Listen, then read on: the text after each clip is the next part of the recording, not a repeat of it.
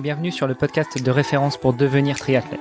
Je suis Hermano, papa de 4 enfants, producteur de podcasts sportifs depuis 2014 et triathlète depuis plus de 20 ans. Mercredi, milieu de semaine, motivons-nous ensemble en parlant sport et triathlon. Et pour ne rien manquer de nos actualités et participer à nos podcasts, rejoignez notre groupe Facebook. C'est le meilleur moyen d'être tenu informé des invités de la semaine et d'échanger avec nous et parfois même avec elles et eux.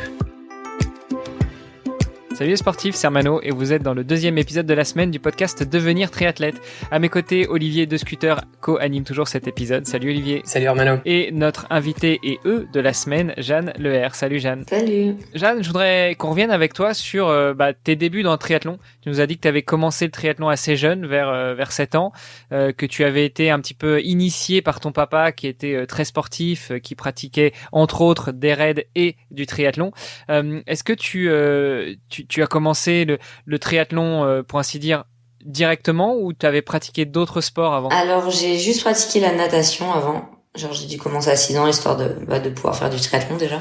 Parce que le triathlon, à ce moment-là, j'ai pris ma licence l'année d'après, je pense à 8 ans, pour pouvoir faire le triathlon, parce que il y avait pas encore d'entraînement pour les jeunes, donc pour apprendre à nager, c'était forcément l'école de natation. Et après, je courais. Je courais un petit peu avec mon père, genre j'ai des souvenirs comme ça où il allait courir et je le regardais genre je peux venir et genre je courais mais en lui tenant la main, ça n'a aucun sens mais du coup c'était assez drôle à voir, je pense, pour mes voisins. Bon, t'avais quoi? T'avais 7 ans, c'est normal. Bah même oui, 6-7 ans, ouais. Mais c'est ouais, c'est mignon. Et après par contre ça a été un peu l'inverse, genre il allait courir et il me disait bon Jeanne, tu viens avec moi, et je le regardais genre non. non, je ne vais pas courir, c'est mort. Du coup, tu lui donnais la main? Ouais, c'est ça. Tu restes avec moi dans le canapé. Mais du coup, j'ai toujours fait du tri à partir de mes 7-8 ans. Mais c'était pas mon sport principal parce que c'était vraiment, j'en faisais 1 ou 2 dans l'année, histoire d'eux. J'aimais bien courir, mais après, ça s'est stagné. Et à côté de ça, en fait, j'ai fait plein de sports. J'ai fait 2 ans de tennis, 1 an de judo. En allant au judo, je passais devant la gym et je voyais ma petite cousine et je dis, c'est trop bien. Du coup, j'ai fait de la gym après. Ça, j'en ai fait un peu plus longtemps, genre 3-4 ans, je pense. Bon, j'ai perdu la majorité, surtout ma souplesse. J'ai fait 1 an d'athlétisme, mais bon, ça, on peut dire que j'ai un peu continué quand j'ai commencé à faire des crosses. J'ai fait de l'équitation, de la danse, mais de la danse pas classique, de la danse moderne. Une athlète complète dans tous les sens du terme, pas que dans le triathlon. Ouais, en plus, en vrai, j'aurais voulu faire plein d'autres choses. Genre, je voulais trop faire de la danse acrobatique. Parce que je crois que je suis un peu genre un petit singe, j'aime bien sauter partout, faire des saltos et compagnie. Et du coup, ça j'aurais bien aimé, mais ma mère me disait non, t'as pas le temps. Et c'était vrai. Je voulais faire de l'agilité avec mon chien aussi. Là, c'était clairement, bon là c'est pas moi qui faisais le sport du coup, mais tu pourras toujours faire des petites figures une fois passé la ligne d'arrivée après ton triathlon. Faut que je sois en forme. Et alors du coup, à quel moment est-ce que tu commences vraiment à te lancer dans le triathlon et que une carrière professionnelle commence à te chatouiller les idées? Quand je m'y mets vraiment, mais c'est vraiment de jeune, donc c'est pas vraiment comme maintenant. C'était du coup en 4e quand il y a eu les premiers championnats de France. Je crois que je sais plus si c'était en 4e ou en 3e, mais avant je courais peut-être une fois avec l'école pendant un trimestre, une fois le week-end. En fait, quand j'ai eu mon chien en 2008. En le promenant, j'ai commencé à recourir. Parce qu'avant, durant cette période, je ne courais plus, entre guillemets. Et après, quand j'ai eu mon chien, je l'ai promené en courant. Donc, ça m'a un peu remis dedans. Et après, oui, je pense les premiers championnats de France, les premières sélections en équipe de France, je me suis un peu dit, équipe de France jeune, je me suis un peu dit, ça a l'air sympa, cette petite vie. Et après, j'ai fait le choix d'aller en section sportive quand je suis allée au lycée.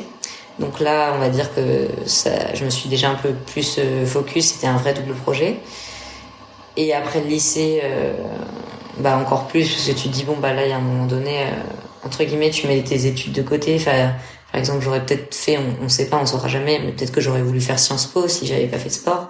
Là, en l'occurrence, ça m'a jamais vraiment été dans la tête plus de 5 secondes, parce que il y a direct le truc, ce n'est pas possible qui apparaît. Donc, je pense que tu te fermes un peu des portes tout seul. Donc à ce moment-là, c'était bon, Jeanne, si tu fais pas des études de fou entre guillemets, c'est que tu te concentres sur le sport. Donc tu te concentres, c'est pas tu y vas comme ça pour rigoler. Et donc ça s'est fait de post-bac, donc on va dire 2015, dernière année junior, où en plus j'avais fait des plutôt belles choses, jusqu'à 2020, on va dire. C'était 5 ans un peu dans le même truc, genre focus, mais on va dire sans changer grand chose.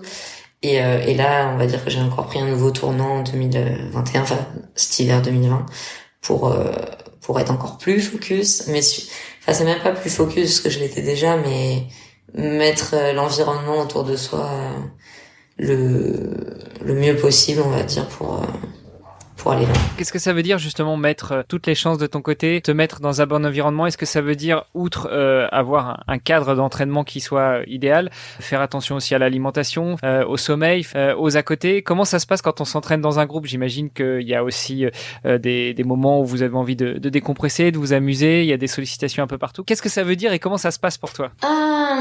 Vaste sujet. Alors je sais que je suis pas, et j'en ai conscience, de pas être la plus rigoureuse sur la côté du sport, même si j'essaie de me coucher plus tôt. Mais moi c'est pas trop les trucs genre danger, soirée et compagnie, parce que je suis assez casanière et je suis assez flemmarde et tout ça, donc faut me bouger pour que je sorte, et donc c'est bien, on va dire. Et j'ai pas besoin de ça pour me muser aussi. Pour une triathlète. Ah oui, non, mais je suis un peu genre j'ai un peu les opposés chez moi. Genre à un moment je vais bouger partout et après je vais me poser et ça va être compliqué de me bouger. Mais du coup, tout ce qui est soirée et compagnie, en fait j'aime bien en faire, mais vraiment après les courses, pour fêter la course, donc ça y a pas de problème. Et après c'est plus, je suis pas une couche tôt, mais j'essaye de travailler dessus. Et j'ai l'avantage que comparé à quand je m'entraînais sur Metz où on nageait à 6h30, maintenant on nage à 8h, donc au final si je me couche à la même heure qu'à Metz, je gagne quand même 1 heure de sommeil, voire 1h30, ce qui n'est pas négligeable du tout. Et sinon, oui, à côté, faut faire attention, mais sans se priver, parce que je pense que pendant quelques années, j'ai pas le physique de l'athlète hyper skinny, et comme ça, et qu'il faudrait que je fasse plus attention, mais je me suis aperçue au fur et à mesure du temps que, en fait, c'était juste mon physique qui était comme ça. Alors forcément, je pourrais des fois éviter de manger un truc au chocolat ou autre, mais entre frustration, plaisir, avoir mal à la tête, tout ça, j'ai choisi mon camp d'être un peu plus relax et adviendra que pourra. L'essentiel, c'est de te sentir bien dans ton sport. Et tant que tu arrives à performer, et en tout cas, les premières courses de 2021 en sont l'exemple, c'est que tout va bien. C'est ça. Justement, on parle de 2021, on a parlé des premières courses. Dans les courses suivantes, quels sont tes objectifs? Alors évidemment, je pense que quand on pose la question à un sportif de haut niveau, il va toujours te dire être le premier ou la première. C'est pas si simple, mais oui.